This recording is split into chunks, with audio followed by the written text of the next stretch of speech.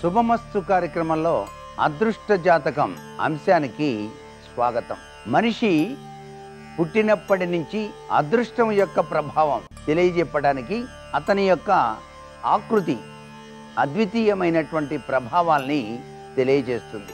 వీటిలో అంగుష్టము యొక్క గొప్ప లక్షణాలు, వాటిలో దాగినటువంటి అద్వితీయమైన అదృష్టాల గురించి మనం చెప్పుకుంటున్నాం. అంగుష్ట పరిమాణంలోనే మనం పూజ చేసేటువంటి విగ్రహాలు కూడా ఇంటిలో ఉండాలి అని చెప్పేసి శాస్త్రంలో చెప్పారు. అంటే ఈ అంగుష్టానికి ఎంత గొప్ప విలువ ఉందో ఒక్కసారి మనం తెలుసుకోవాలి.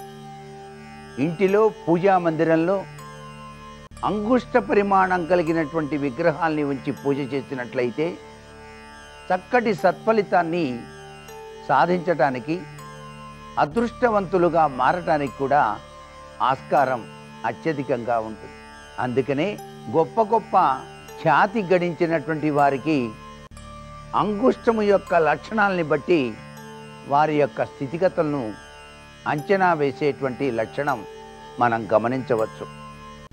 ఈ అంగుష్టం కనుక కొద్దిగా వంపు తిరిగి ఉన్నట్లయితే సాంఘికంగాను అనేక రంగాలలో అభివృద్ధిని సాధించడమే కాకుండా కంగోర్త విషయాన్వేషణ అనేటువంటిది కూడా వీరు చేయటానికి ఆస్కారం అత్యధికంగా కనిపిస్తుంది. అంతేకాదు వీరికున్న అదృష్టం ఏమిటంటే జీవితంలో డబ్బు కొరత అనేటువంటిది ఎప్పుడూ ఏర్పడదు.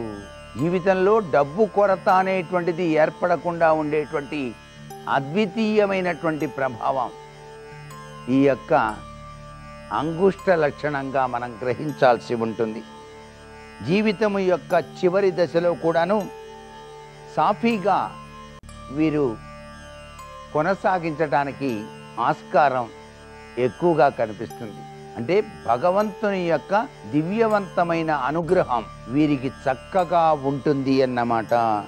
ఇక్కడ మనం గమనించవలసినటువంటి ముఖ్య విషయం ఏమిటంటే ఈ బొటను వేలు పైన ఉన్న రేఖ, ఈ రేఖలో గనక గింజ ఆకృతి గనక ఉన్నట్లయితే, అంటే ఇలా రేఖ ఉండి ఈ రేఖ పైన గింజ ఆకృతి గనక ఉంటే వారికి జీవించి ఉన్నంత కాలం ఎటువంటి అనారోగ్య లక్షణాలు లేకుండా హాయిగా ఆనందంగా జీవితాన్ని గడుపుతారు సుమా.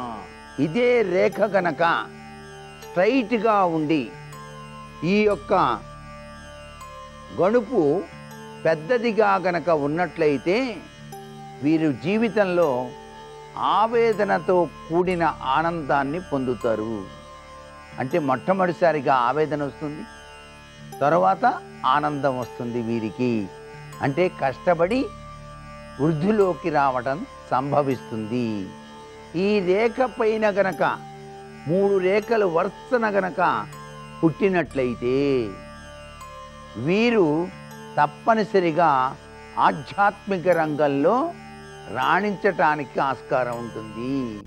అంటే దేవాలయాలు పునర్నిర్మాణం చేయటం కానీ, దేవునికి సంబంధించినటువంటి విషయాలని 10 మందికి చెప్పాలనే తాపత్రయం ఉండటం కానీ, అనేక విషయాల పట్ల జిజ్ఞాస కలిగి నేనెవరిని అని ఆలోచించేటువంటి జ్ఞాన సంపన్నత కలిగి ఉంటారు సుమా అని కూడాను మనకు అదృష్ట జాతకరీత్యా తెలుసుకుందాం. అంతేకాకుండా ఈ చిటికిన వేలు పొడవు, ఈ అంగుష్టము యొక్క పొడవు, ఈ రెండూ గనక చూసినట్లయితే సరి సమానంగా గనక ఉన్నట్లయితే వీరికి చెప్పలేనంత అదృష్టం వచ్చి తీరుతుంది. చెప్పలేనంత అదృష్టం. ఈ వేళ్ళన్నీ ముయ్యాలి, ఈ 2 వేళ్ళు కూడాను సరి సమానంగా ఉండాలి. అంగుష్టాభ్యాం నమః అన్నట్టు ఇక్కడ తర్జనేభ్యాం నమః అన్నట్టు ఈ 2 కూడాను సరి సమానంగా గీత గీసినట్టుగా కనుక ఉన్నట్లయితే వీళ్ళు అనేక రంగాలలో అద్వితీయమైన ఖ్యాతిని గడిస్తారు. వీరు చెప్పేటువంటి విషయాలు అనేక మందికి మార్గదర్శక సూత్రాలుగా మారుతాయి. నిత్యము ఆచరిస్తారు. ఆచరణలో అభ్యుదయం పండిన మాన్యంగా ఇతరుల జీవితాలకు వీళ్ళు మార్గదర్శకులు అవుతారు సుమా. మరికొన్ని ముఖ్య విషయాలు రేపటి అదృష్ట జాతకం అనే అంశంలో తెలుసుకుందామా మరి. సర్వే జనా సుఖినో భవంతు.